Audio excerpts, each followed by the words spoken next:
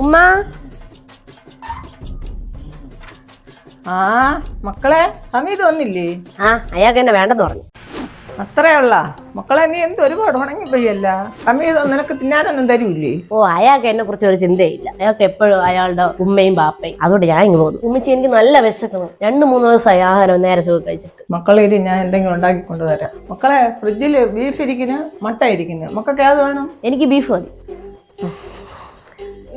നേരവും മൊബൈല് കുത്തക്കവും ഉറക്കവും. ഉമ്മച്ചി, ഞാൻ വരാം. കുറച്ചുകൂടെ കഴിഞ്ഞിട്ട് വരാം.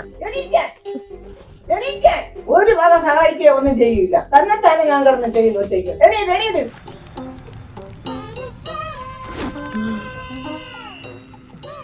ഉമ്മ, മട്ടനും ബീഫും ഒന്നും ഇല്ലേ? ഉണ്ട്. തമ്പുരാട്ടി എന്നും മട്ടനും ബീഫും കൂട്ടിയാ തിന്നു. കുറെ ദിവസം ആയില്ല വന്നിട്ട്.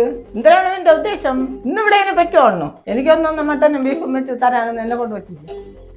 നിങ്ങൾക്ക് തന്നെ വേണ്ടല്ലേ? എനിക്ക് എന്റെ ഇക്കുണ്ട്.